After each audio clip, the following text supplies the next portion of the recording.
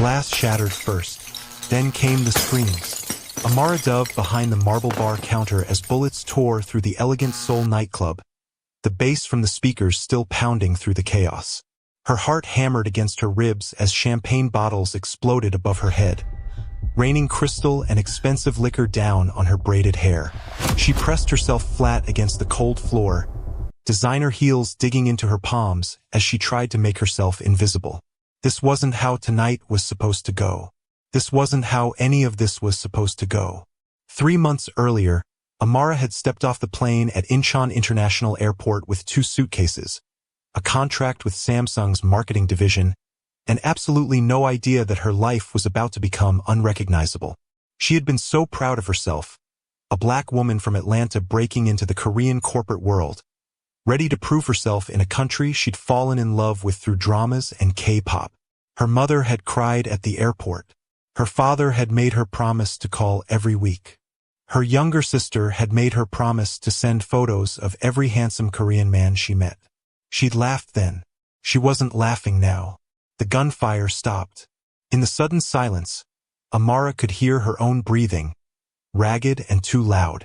She heard footsteps, measured and deliberate, crossing the club floor. Glass crunched under expensive shoes. Someone was humming, a melodic tune that seemed obscene against the backdrop of violence. "You can come out now," a voice said in perfect English, accented but smooth as silk. "They're gone." Amara didn't move. Every instinct screamed at her to stay hidden, to wait for the police, to do anything except reveal herself to whoever owned that voice. "I know you're behind the bar. I saw you dive there when Kim's men opened fire. Very impressive reflexes, by the way. Most people freeze." Slowly, her body trembling, Amara raised her head above the counter. The club looked like a war zone. Tables overturned, chairs splintered, the dance floor littered with shell casings. And in the center of it all stood a man. He was younger than she expected, maybe early 30s, dressed in a black suit that probably cost more than her monthly salary. His dark hair was perfectly styled despite the chaos, and his face was striking in that particular Korean way that had made her friends back home obsessed with K-dramas. But it was his eyes that caught her. They were cold, calculating, and fixed directly on her with an intensity that made her skin prickle. "Who are you?" Amara managed, her voice steadier than she felt. The corner of his mouth lifted in something that wasn't quite a smile. "My name is Kang Min-Jun, and you, Amara Williams, are in a great deal of trouble." Her blood ran cold. "How do you know my name?" "I know everything that happens in Seoul," Min-Jun said, walking toward the bar with measured steps. "Especially when it involves my business interests. You've been working at Samsung for 3 months. You live in Gangnam, apartment 402. You order jjajangmyeon from the same restaurant every Friday night. You go to that coffee shop on the corner every morning at 7:30. And tonight, you decided to celebrate your friend Jessica's birthday at my club." "Your club?" The words came out as a whisper. "One of many enterprises." He reached the bar, leaning against it with casual elegance. Up close, she could see a thin scar along his jaw, an imperfection that somehow made him more dangerous. "Tell me, Miss Williams, did you happen to see anything unusual tonight before the shooting started?" Amara's mind raced. She had seen something.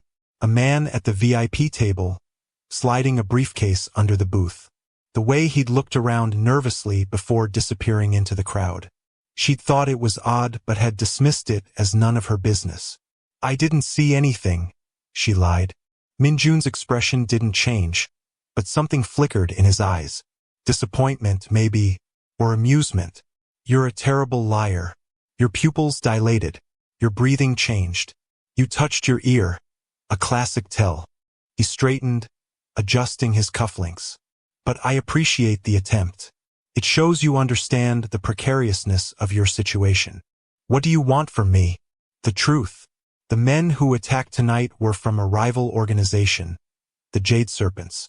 They're trying to muscle in on my territory. If you saw something that can help me identify who inside my organization is working with them, I need to know. And if I tell you, what happens to me?" Now he did smile, and it was like watching ice crack. beautiful and terrifying. That depends entirely on what you tell me and how useful you prove to be. But I promise you this, Miss Williams. You're safer with me than you are walking out of here alone. Kim Young-soo doesn't leave witnesses. The sirens started then, distant but growing closer. Min-Jun glanced toward the entrance, then back at her. Decision time.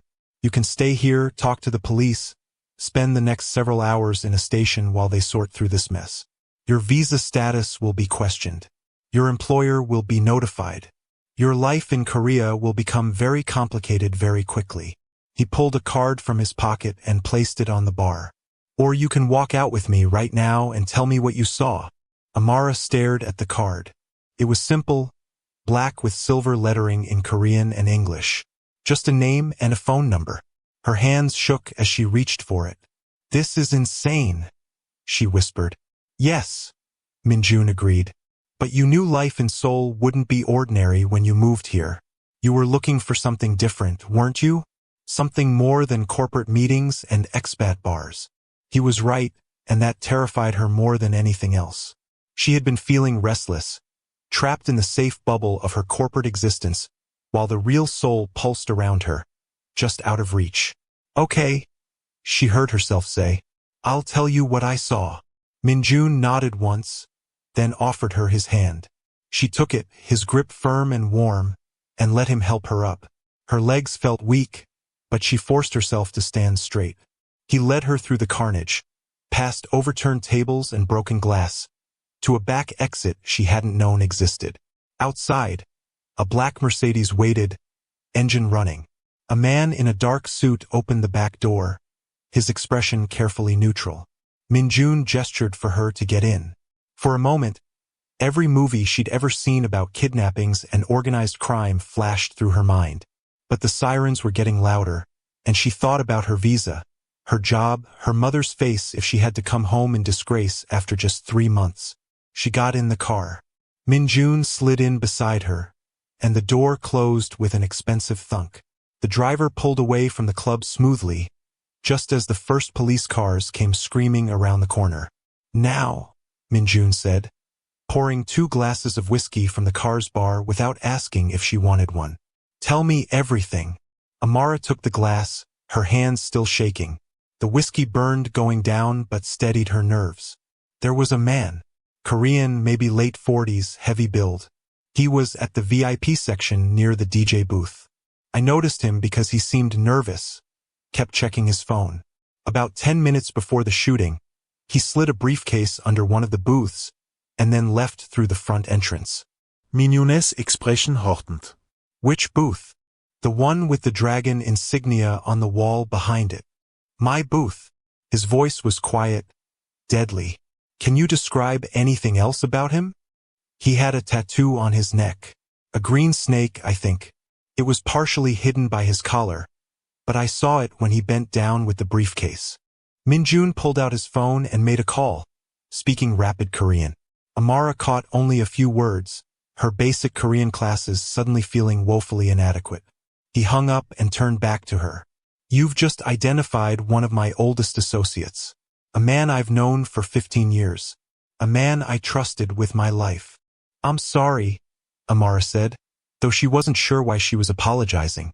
Don't be. You may have just saved my organization from a coup. That briefcase was likely explosives or tracking devices. If you hadn't been observant, I might be dead right now. He studied her for a long moment. You have good instincts, Miss Williams. Better than most of my own people. I just notice things. It's part of my job, marketing. You learn to read people, watch for patterns. A useful skill. The car was moving through the glittering streets of Seoul, past luxury shops and restaurants that Amara had only dreamed of entering. I'm going to offer you something unusual. A job. I have a job. One that bores you. I can see it in your eyes.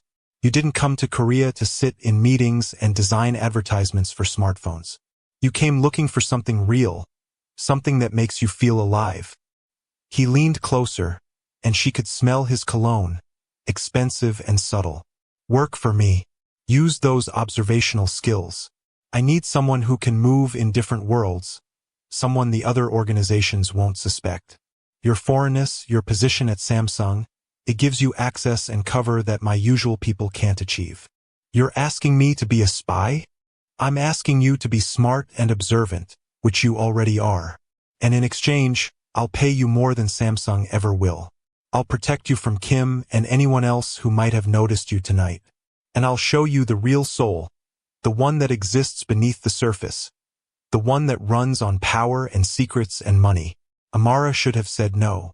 Every rational part of her brain screamed that this was exactly how people disappeared, how good lives went wrong, how you ended up on the news as a cautionary tale. But she thought about her cubicle, her boring meetings, her Friday nights eating takeout alone in her apartment, while wondering why she'd moved halfway around the world to live the same safe, predictable life. What if I want to say no? Then I'll have my driver take you home. You'll never hear from me again.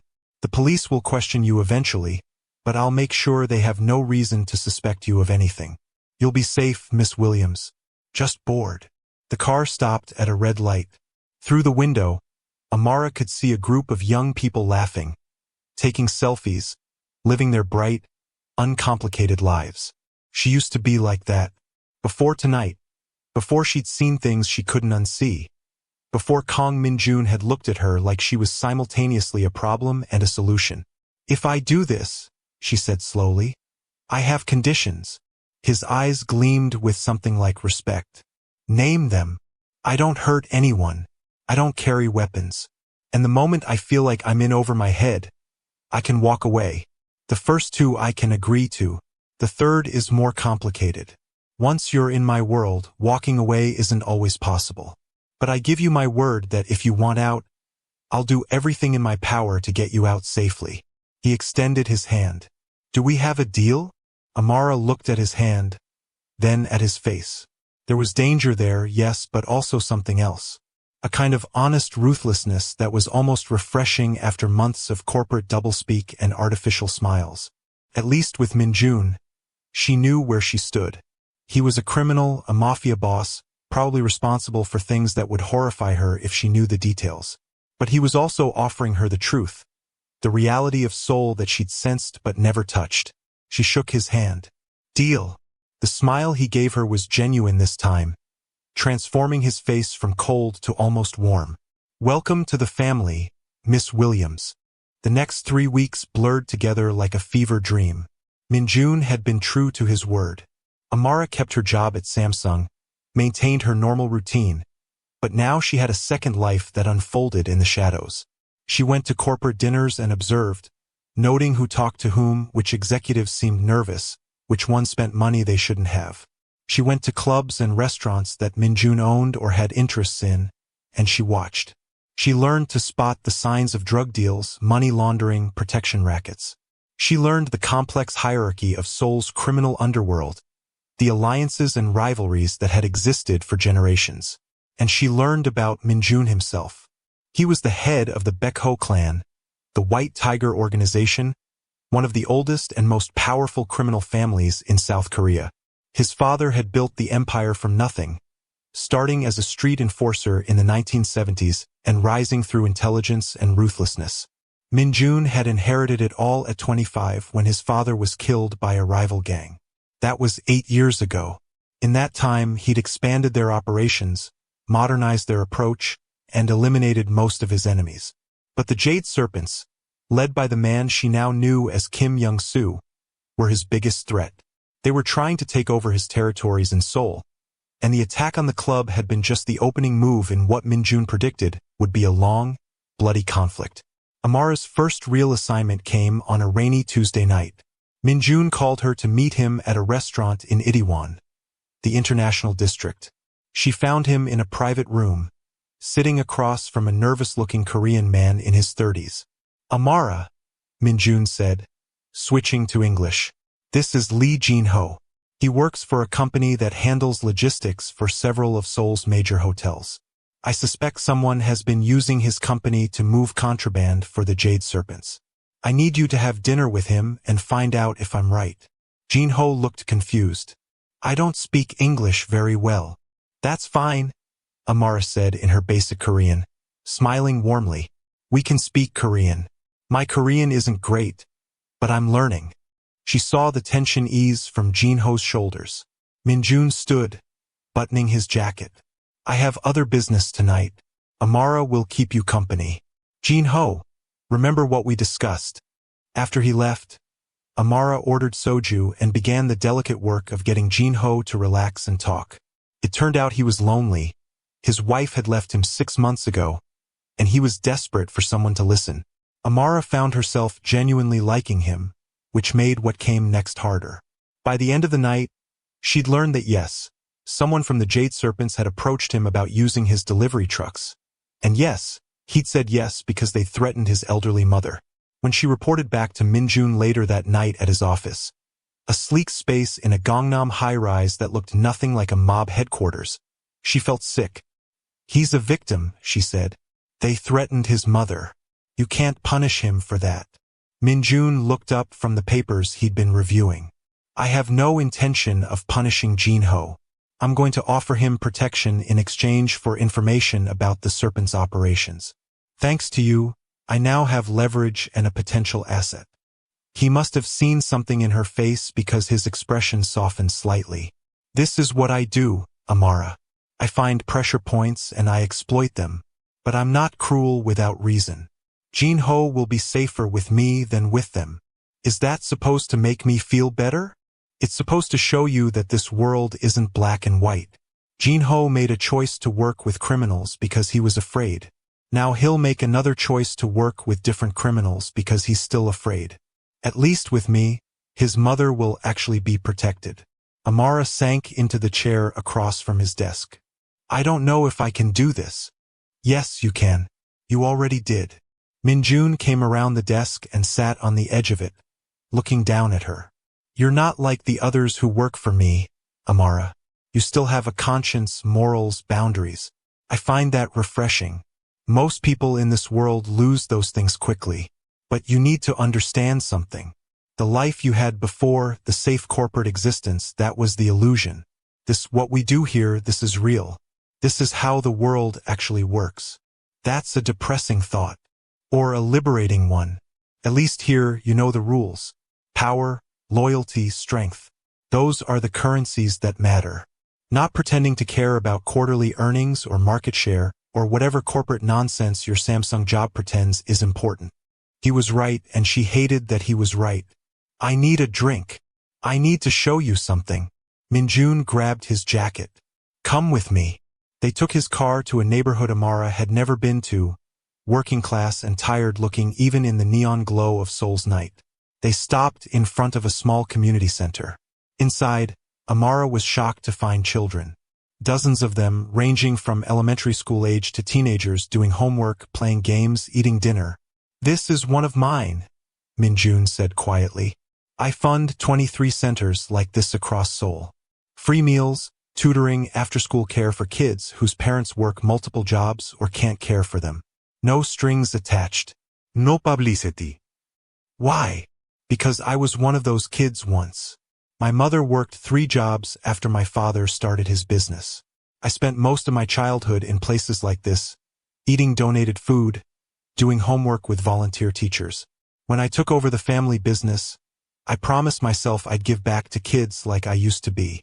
Amara watched him as he talked to some of the kids, his face transforming into something open and kind. They clearly adored him, clustering around to show him their homework, tell him about their days. He remembered their names, asked about their families, praised their accomplishments. When they got back in the car, Amara said, "You're trying to confuse me. I'm trying to show you that people are complicated. I've killed people, Amara. I won't pretend otherwise. I've done things that would keep you up at night if you knew the details. But I've also saved lives.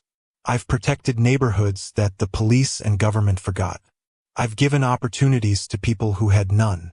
I'm not a good man, but I'm not just a bad one either. And what am I? In all of this?" Min-Jun looked at her, and for the first time, she saw something uncertain in his eyes. "I don't know yet, but I think you might be the most dangerous person I've ever met." "That's ridiculous. You're surrounded by criminals and killers." "Exactly. And none of them make me question myself the way you do. The tension in the car shifted, became charged with something neither of them was ready to name. Amara looked away first. Take me home. Amara, please. I need to think. He nodded and gave the driver her address. They rode in silence through the Seoul night, the city lights streaking past like falling stars. When they arrived at her building, Min-Jun walked her to the door. I meant what I said, he told her. If you want out, tell me. I'll protect you regardless. And if I want to stay, then I need you to be all in. What's coming with the Jade Serpents, it's going to get worse before it gets better. I need people I can trust completely. Amara thought about her life before this, the careful, boring safety of it. She thought about Jin-ho and his mother, about the kids in the community center, about the messy, complicated reality of the world Min-Jun inhabited. She thought about how alive she felt these past few weeks, how every moment seemed sharp and real in a way her old life never had. I'm in, she said. All the way. Something fierce and possessive flashed across Min-Jun's face. He reached out and tucked a loose braid behind her ear, his fingers lingering for just a moment. Then we need to make you harder to kill. Training starts tomorrow. The next morning, Amara found herself in a gym in Gangnam, facing a woman who introduced herself as Park Ji-woo. She was small, maybe 5'2", and looked like she could be someone's sweet grandmother. Then she moved, and Amara realized she was facing one of the most dangerous people she'd ever met. Min-Jun says you need to learn to protect yourself, Ji-woo said in accented English. That you don't want to carry weapons. I don't want to kill anyone. That's a choice you may not get to make if Kim's people find out about you. Ji-woo circled her like a shark. But we'll start with awareness and evasion. Come at me. What? Attack me. However you think you would in a real situation. Amara hesitated, then lunged forward, trying to grab Ji-woo's arm. She found herself flat on her back 3 seconds later, staring at the ceiling, with no clear idea how she'd gotten there. Again, Ji-woo said. They went again, and again, and again. For 3 hours, Amara was thrown, flipped, and pinned until every muscle screamed and her pride was thoroughly demolished. But by the end, she was starting to see the patterns, understand the principles. It wasn't about strength. It was about leverage, timing, knowing where to apply pressure. You learn fast, Ji-woo said approvingly as Amara limped to the locker room. Most people quit after the first hour. You have something to prove. I just don't want to die. Same thing. Ji-woo handed her a bottle of water. Min-Jun cares about you. That's rare for him. Don't waste it. I don't think he cares about me. I'm just useful. Ji-woo laughed, a surprisingly light sound. Child, I've worked for the Kang family for 20 years. I've seen Min-Jun with hundreds of people. He doesn't look at any of them the way he looks at you. Whatever you think this is, it's more complicated than that. Amara wanted to dismiss this, but she couldn't, because she'd felt it too. That pull between them, the way conversations would stretch late into the night, how his face would soften when she walked into a room. She'd been trying to ignore it, telling herself it was just the intensity of the situation, the adrenaline, the danger, but it was getting harder to deny. 2 months into her new double life, everything changed. Amara was at a corporate dinner for Samsung executives when she noticed something odd. One of the senior vice presidents, a man named Park Sang-min, kept stepping outside to take calls. His behavior was nervous, furtive. On instinct, Amara excused herself and followed at a distance. She found him in an empty hallway, speaking rapid Korean into his phone. Her Korean had improved significantly thanks to intensive lessons Min-Jun had arranged, and she caught enough to make her blood run cold. Park was talking about shipments, about using Samsung's import-export logistics, about payments from someone called the Dragon. The Dragon was Kim Young-soo's nickname. Amara backed away slowly, but Park must have sensed something. He spun around, eyes widening when he saw her. You were at that club. The one that got shot up. I don't know what you're talking about, Amara said, heart pounding. You're working for Kang. I heard there was a black woman on his payroll now. Didn't believe it. Park stepped toward her, and she saw his hand move toward his jacket. "This is bad timing for you, Miss Williams." Amara ran. She heard Park shouting behind her, heard footsteps following. The training with Jiwoo kicked in. She didn't panic, didn't make the mistake of heading somewhere isolated. Instead, she ran back toward the dinner, toward witnesses and light. Park wouldn't dare do anything public. But as she burst back into the dining area, gasping and disheveled, she saw the confused faces of her colleagues and realized she'd just destroyed her cover. There was no explanation for why she was running, terrified, from a senior executive. She grabbed her phone and texted Min-Jun. "Compromised. Samsung dinner. Park Sang-min is working for Kim. He knows who I am." The response came in seconds. "Stay in public. Security coming." The rest of that night was a blur.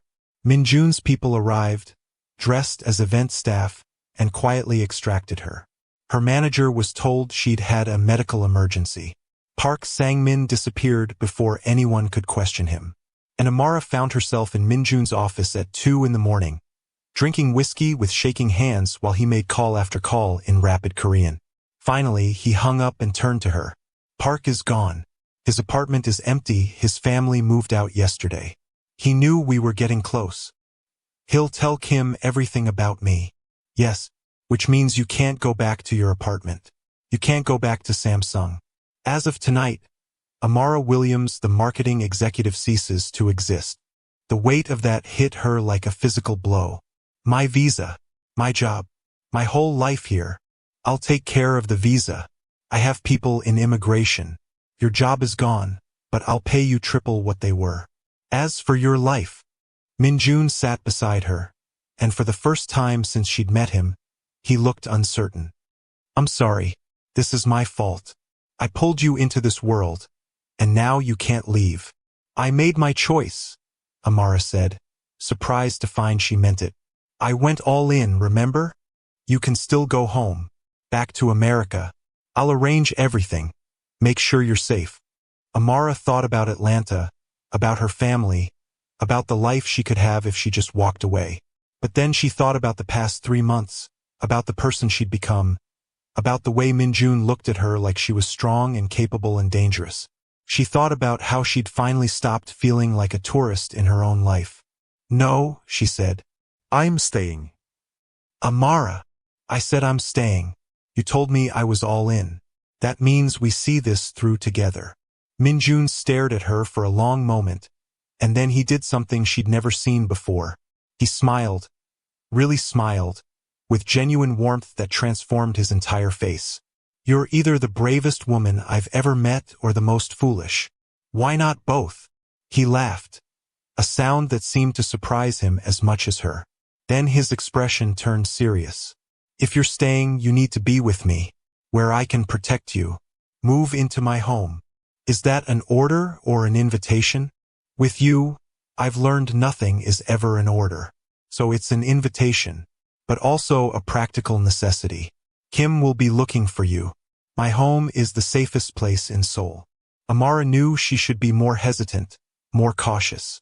Moving in with a mafia boss was definitely not in any life plan she'd ever made. But she was tired of being scared, tired of pretending, tired of half measures. "Okay," she said, "but I'm taking the guest room." His eyes glinted with something that might have been amusement or might have been challenge. "Of course, the guest room." Min-Jun's home was a penthouse in one of Seoul's most exclusive buildings, all glass and clean lines with a view that made Amara's breath catch. It was beautiful but surprisingly understated, not the gaudy display of wealth she'd expected. There was art on the walls, real art that looked like it belonged in museums. Books everywhere in Korean and English and Japanese. A kitchen that was clearly actually used, not just for show. "I cook," Min-Jun said, catching her surprised look. "My mother insisted I learn. She said a man who can't feed himself is a child, not a man." "Does she know what you do?" His expression shuddered. "My mother passed away 4 years ago. Cancer. She knew what my father did, what I do. She hated it. But she also understood that family means everything. that the choices we make aren't always the ones we want, but the ones we must. I'm sorry. Don't be. She lived a full life and died knowing she was loved. That's more than most people get. He showed her to the guest room, which was larger than her entire old apartment. Rest. Tomorrow we start planning our response to Kim. But Amara couldn't rest. She stood at the window, looking out at Seoul spread below like a circuit board, millions of lights representing millions of lives, and wondered how many of them were real. How many people were living in the safe, boring world she'd left behind, never knowing about the shadow world that existed beneath. She heard the door open behind her. Min-Jun stood there, still in his suit but with his jacket off, looking more human than she'd ever seen him. "Can't sleep?" he asked. "Too much has happened. My brain won't stop." He walked to the window and stood beside her. "I do this sometimes. Stand here and look at the city. Try to remember why I do what I do. And why do you? Because someone has to. The world needs order, even if it's the order of criminals and gangs. We keep the peace in our own way. We have rules, codes, honor. Without us, there would be chaos. The police can't be everywhere.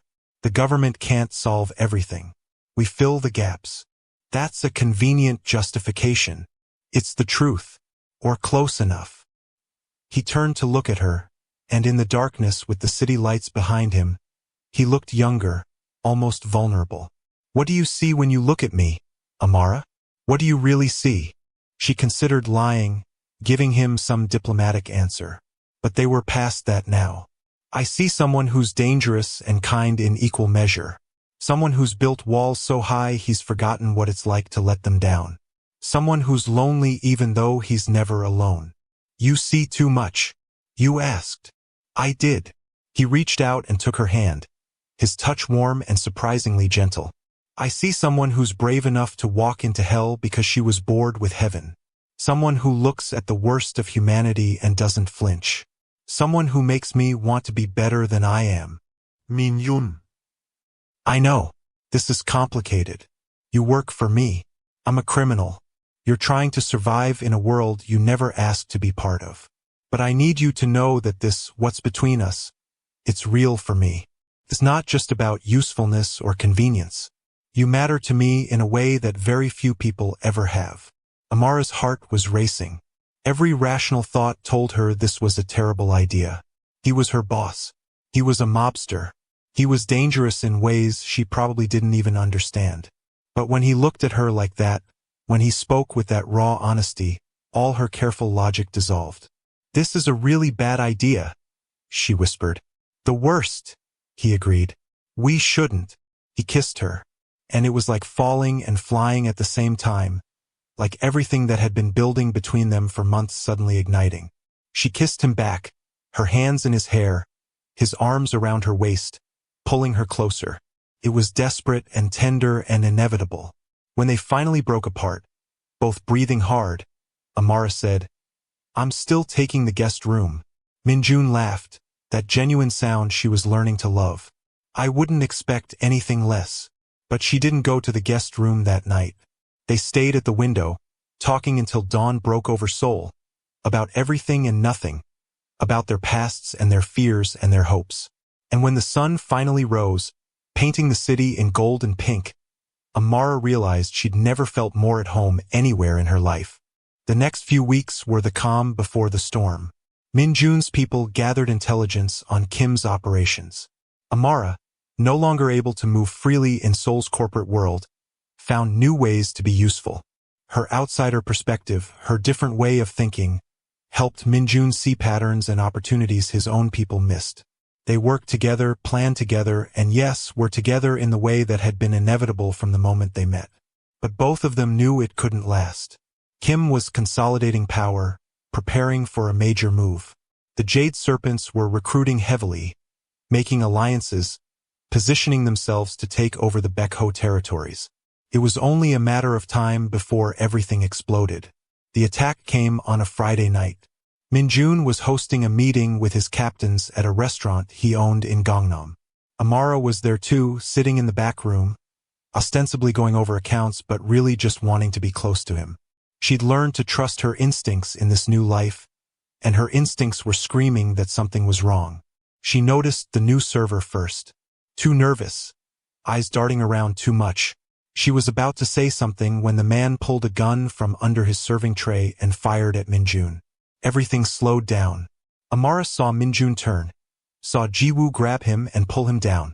She saw the other captains diving for cover, reaching for their own weapons.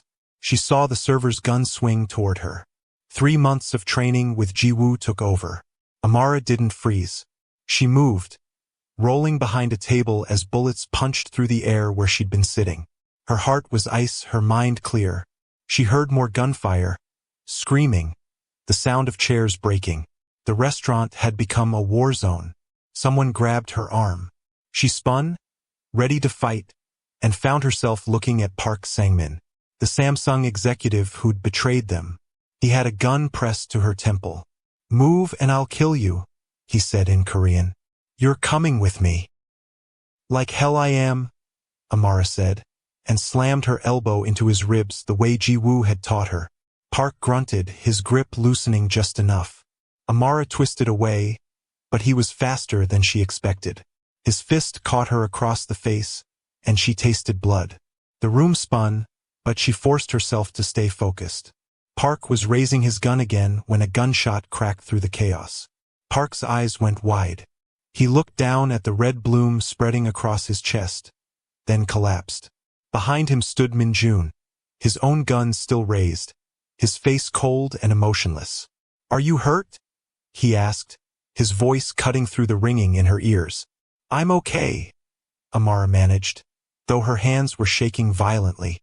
Min-Jun pulled her to her feet and into his arms, holding her tight for just a moment. "We need to move. Now." The restaurant was carnage. 3 of Kim's men were dead.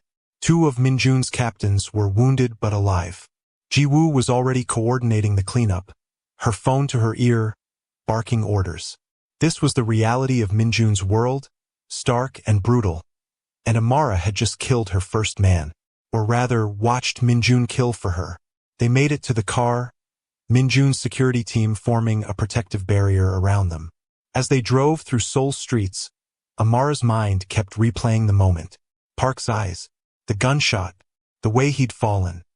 "He would have killed you," Min-Jun said quietly, reading her thoughts. "I won't apologize for saving your life. I know. I didn't think it would feel like this." "Like what?" "Real. Final. Like there's no going back now." Min-Jun took her hand, his thumb tracing circles on her palm. "There's been no going back for a long time, Amara. But if you need to process this, if you need time." No. She squeezed his hand. "I'm not running.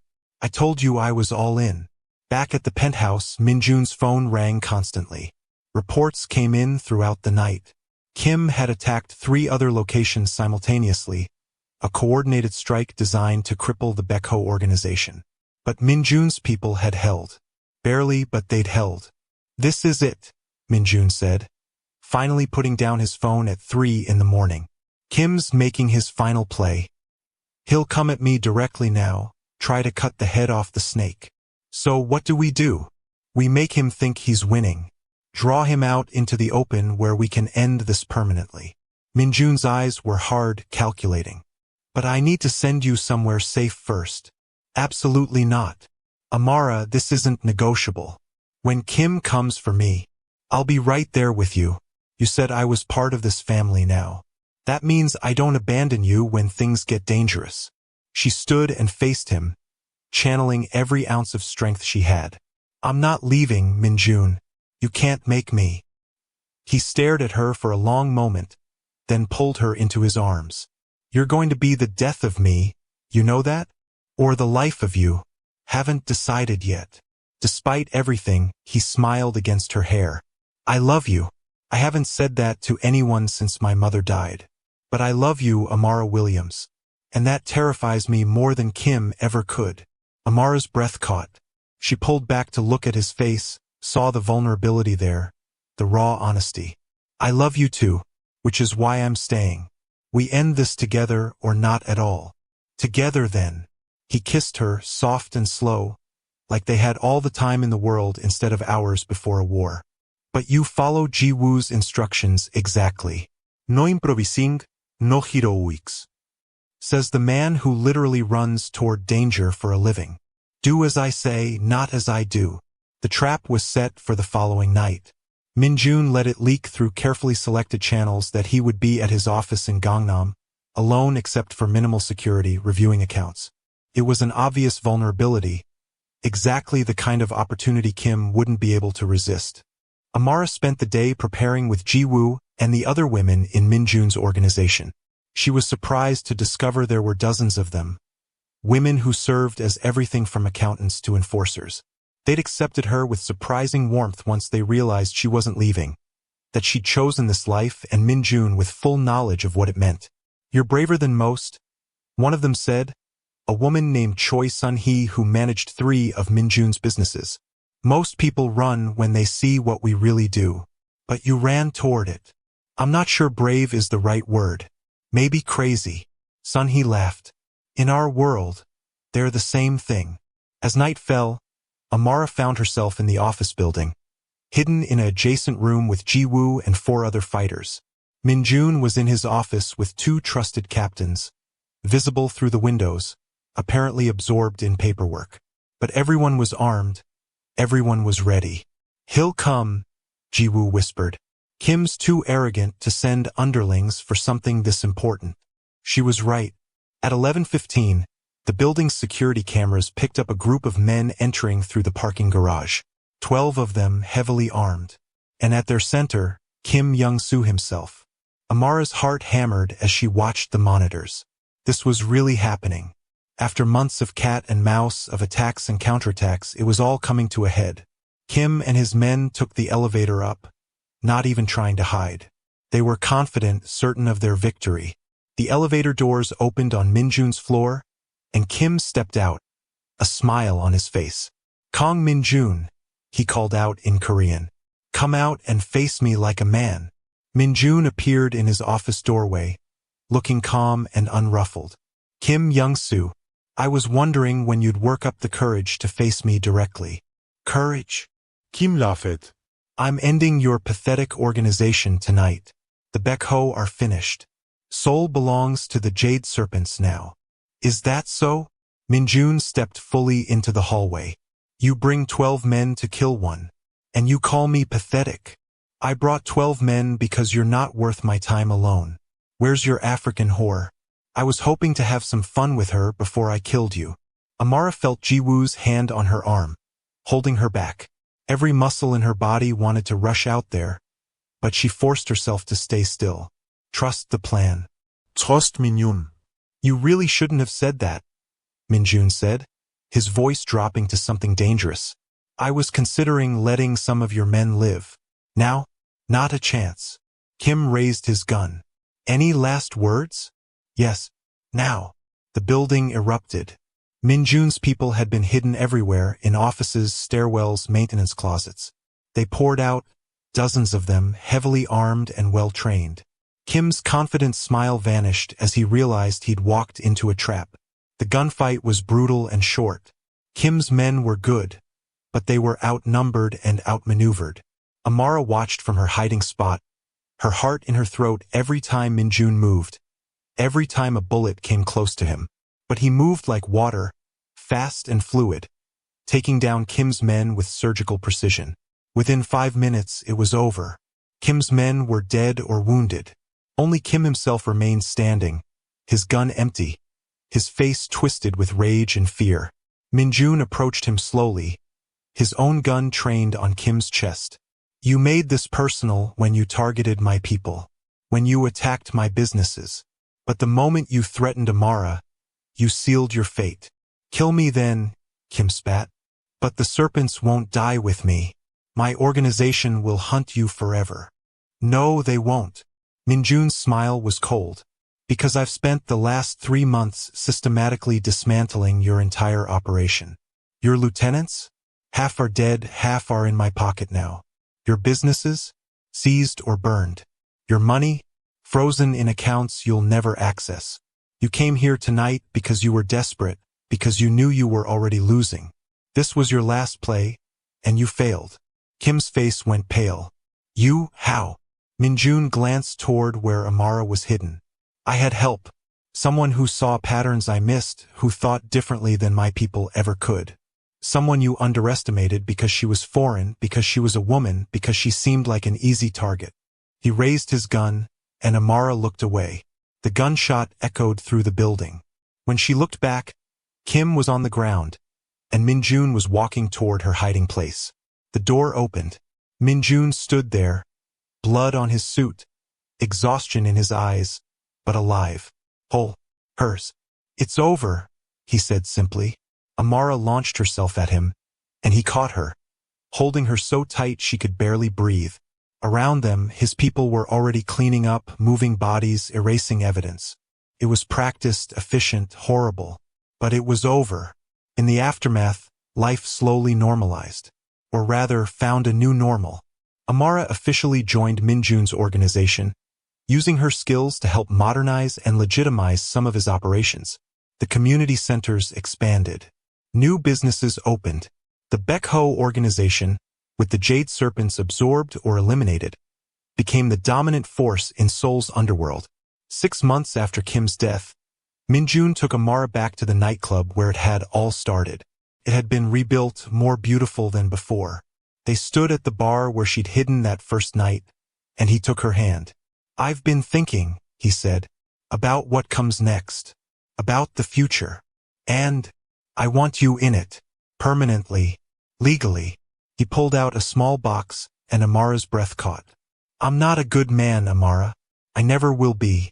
But I'm a man who loves you more than I thought I could love anyone. Marry me, not because it's practical or strategic, but because I can't imagine my life without you in it. The ring was beautiful, a deep red ruby surrounded by diamonds.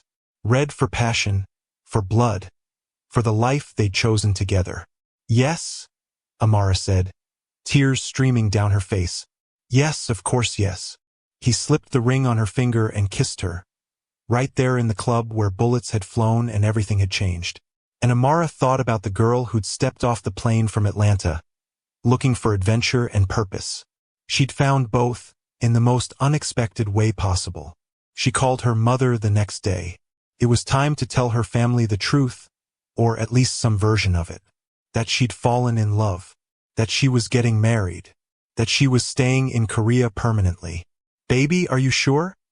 Her mother asked, worry evident in her voice. You sound different, like you've been through something. I have, Mom. I've been through a lot. But I'm happy, truly happy. I found where I belong. And this man you're marrying? He treats you right. Amara looked at Min-Jun across the room, saw him smile at her, saw the love and pride in his eyes. He treats me like I'm the most precious thing in his world. Because I am. Then that's all I need to know. When do I get to meet him? Soon. Promise. I'll bring him home soon. The wedding was small, private. A blend of Korean and American traditions that somehow worked perfectly. Ji-woo stood as Amara's maid of honor. Min-Jun's captains filled the pews. And when they exchanged vows, in Korean and English, promising to face whatever came together, Amara felt like she was exactly where she was meant to be. Life in Seoul's underworld wasn't easy. There were still threats, still dangers, still moments when Amara wondered if she'd made the right choice. But then she'd come home to Min-Jun, to the life they were building together, to the strange family of criminals and misfits who'd accepted her as one of their own. And she knew. She'd come to Korea looking for something real, something that mattered. And she'd found it in the most unexpected place. In the arms of a mafia boss who'd shown her that the world wasn't black and white, but 1,000 shades of gray. That people could be both terrible and wonderful. That love could exist in the darkest places. That home wasn't a location but a choice you made every single day. 2 years after that first night in the club, Amara stood at the window of their penthouse, looking out at Seoul's glittering skyline. Min-Jun came up behind her, wrapping his arms around her waist, and she leaned back against his chest. Any regrets? He asked quietly. She thought about her old life, safe and boring and predictable. She thought about the woman she'd been, always watching life from the outside, never truly participating. She thought about the woman she was now, strong and tested and alive in ways she'd never imagined. Not a single one, she said. This is exactly where I'm supposed to be. And as Seoul pulsed with life below them, as their empire stretched out in all directions, as their future unfolded with all its beautiful, dangerous possibilities, Amara Williams, now Kang Amara, knew she'd finally found her story.